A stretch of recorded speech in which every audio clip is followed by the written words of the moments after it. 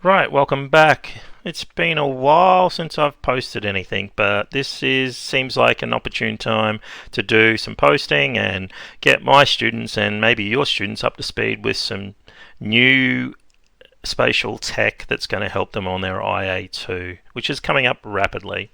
Now, today we're going to use ArcScene to create an elevation profile of the fieldwork site. This is a great tool that I've not used before and discovered it the other day, and I think it'll be a perfect opportunity to have a look at a elevation profile of the particular site we're looking at. So just click on Scene. You will get a spinning globe up. A few little projects I've been playing around with, but you can see here I can spin the world around, and very nice. Now all I'm going to do is type in Cylinder Beach, and I should get the campgrounds, and it will take me directly to the campgrounds at Cylinder Beach. There we go, and I'm just going to turn that off. Now it's not the best map, so I'm going to look to change my base map. I'm going to go for an imagery hybrid because that will give me a better understanding of the area, and I'm going to zoom in to the area I'm interested in, and that's this particular area here. Now you can see a little four-wheel drive track here. This is where we found E. coli at really high levels in 2021. So I want to be able to create a profile there. That's the low point, I believe, and the Prosperity Street area is where there are unsewered houses. So I can go base map, I can go daylight, but I want to go analyze. So I'm going to hit the analyze button, and you can do measurement in distance, in area, and you can slice an object. Haven't quite worked that one out yet, but when I do, I'll do another lesson. The elevation profile is the one we want, so we're going to click on that. I'm just going to turn off layers and lines, but then it's as simple as going to the low point, clicking once, dragging the line to where your study area or your analysis needs to happen, and then double click, and you have created a profile line. You can see I've gone 229 meters inland, and we've got a height of 26.7 meters. I think the high point is 27 meters, so we can say, we can go, yep, 27 meters is the high point, and then anything from that 27 meter point will flow down towards the ocean. And you can see as I drag that along, it's telling me distance inland versus height of the ground. Now this is wonderful because it is a very powerful tool to look at the elevation profile of your site. Now I'm going to click on that. It comes up with a nice orange circle around the area of study.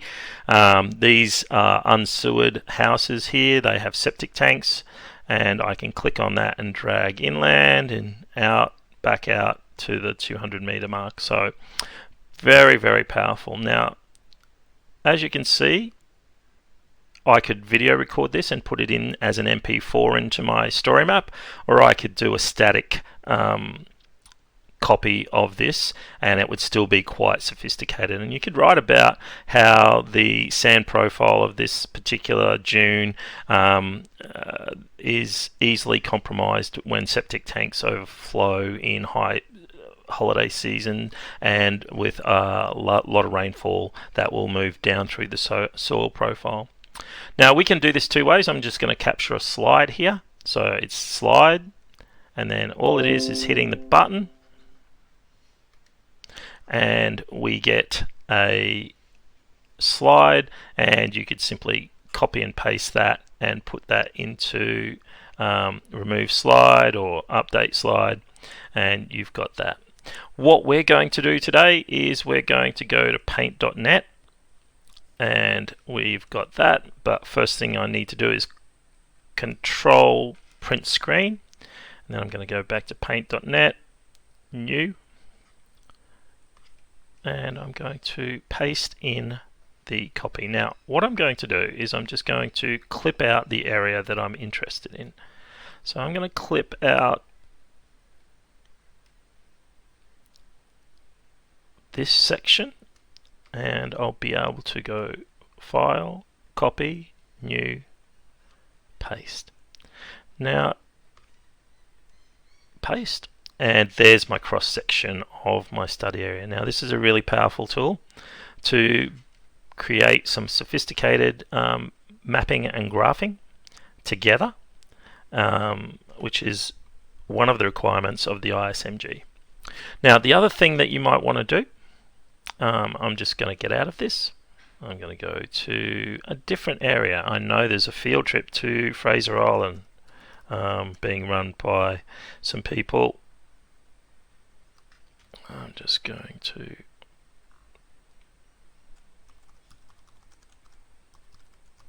show you the power of this over a distance as well. So it's just going to zoom to Fraser Island.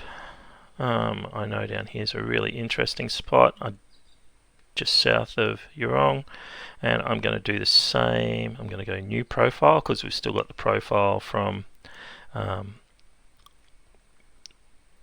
Stradbroke Island, but I'm going to go out to the ocean, click once, and then I'm going to drag across I'm going to double click. I might go a bit further. And we have a cross section from the ocean. You can see down here at 0, and we can see that we've gone about 0.7 kilometers out to sea, and then we start the sea elevation, and it tracks the peaks and valleys along this particular ridge.